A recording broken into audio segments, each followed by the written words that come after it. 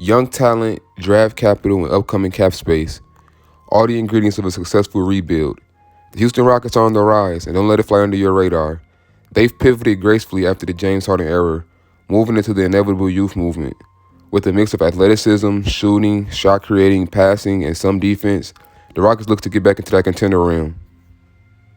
Jalen Green is the most important piece to this Houston Rockets rebuild. The first-team All-Rookie guard averaged 20 points per game during the last 34 games of the season. And he really turned it up a notch during his 30 points per game streak, scoring 30 or more in 5 straight games. The last rookie to do that was Allen Iverson. Great company to be with. His insane volume and efficiency from deep is something the Rockets hope can continue. Green is already a top-tier athlete. He's a 3-level scorer, a competent passer and defender. He has the innate ability to make something out of nothing. This quality is paramount for shot creators looking to lead their teams to the promised land. Green had a slow start to his NBA career, but he turned around in a major way. No rookie made more threes than him last year, and he projects to be the best scorer from this rookie class. He can play with or without the ball, but how does his backcourt mate fit with him? Kevin Porter Jr. is the backcourt mate. He's such an important piece to the puzzle. There's always this point guard conversation around his game. Many ask the question, is he a point guard? That's honestly not the most important thing in the world right now. He's another player with a nice scoring arsenal and good passing chops. It isn't like he can't play off the ball either. Porter Jr. shot a scorching 48% on catch-and-shoot three-point attempts last year. Now granted, it was on low volume, but that could potentially be a huge part of his game moving forward. Would he be better in a six-man or a starter role? I don't know the answer to that question either. What I do know is he's a talented player with a lot of offensive strengths. He can make plays for himself and others. You try to get as many players with those skills as possible, and boy do the Rockets have them in bunches. Alperen Sengun is another one, and he's such an intriguing prospect. He passes like a true point guard, but he's a center. I believe he has the makeup to become a point center, kind of like Jokic. It's tough projecting that type of praise on young players. Maybe we're setting him up for failure if he doesn't reach that level, but the flashes are there. Sengun already makes passes 10-year vets wouldn't dare to try. He possesses that supreme feel for the game, knowing when the window is wide enough to try an outrageous defense-bending pass. Can Sengun hold up defensively? That's a serious question. According to PBP stats, players shot 63% at the rim with Sengun contesting their shot. That's an ugly number for a rim protector. And he's not the best in the pick-and-roll defense either. But that's where the number 3 pick in this year's draft comes into play. Jabari Smith Jr. looks to help turn around this Houston Rockets defense.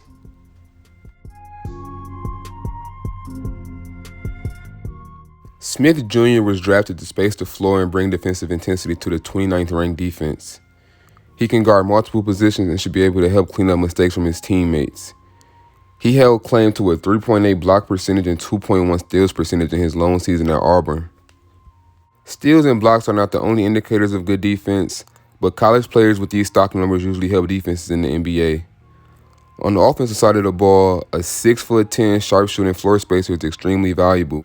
Don't get too wrapped up on his shot creation question marks. Playing with Green, Sengun, and Kevin Porter Jr., that's enough playmakers to get him the ball in his sweet spots. Houston was a bottom-half three-point shooting team last year, only shooting 35%. Jabari will certainly help that percentage go up and open up space and driving lanes for penetrating teammates. We know he'll help defensively, just like his draft mate Tari Eason will. Tari Eason is a 6'8" wing with a preposterous 7'2" wingspan. With his massive wingspan, he excels at crowding the ball and forcing offensive engines to pick the ball up. His defensive intensity was on full display during Summer League, where he was named to the first team, getting pickpocket steals, deflections, and displaying some insane timing on defensive rotations. Shout out to Walt Lonzo for this pull right here. His patience to time this steal is next level. Plenty of young defenders would have jumped the passing lane immediately. He waits, lets the play develop, and displays why he was a first-round pick. He adds to the growing defensive culture the Rockets are trying to build. Josh Christopher is another bucket getter in Houston. I love his scorer's mentality. Sometimes that's just a player's role on the team. Yes, we want to see him develop decision-making wise when attacking, look to pass a little bit more, not being a black hole, but again, his role on his team is to get buckets. He did that at a high level last year. Christopher was a menace attacking the rim, finishing over the defense. He's very shifty and has a herky-jerky handle that allows him to beat defenders off the bounce. A lot of moves in his game. Josh Christopher graded at an A level according to B-Ball Index's finishing metric. The film definitely matches the stats. Ty Washington Jr. is another guard headed down to H-Town. He's a combo guard that can do whatever you need from him. Be a connector or attack his winnable matchup, he can do either. I'm interested to see how many minutes he gets. Jalen Green, Kevin Porter Jr., they still have Eric Gordon and Garrison Matthews. All those guys are in the mix. So where does that leave Ty? Usman Garuba is in a similar situation amongst the wings. Jayshawn Tate is a lock in the rotation and will probably play starters minutes. Garuba has shown flashes. Houston doesn't have a lot of incentives to win games this year, seeing how stacked the draft class is next season. Is this the season we finally see Garuba get unlocked?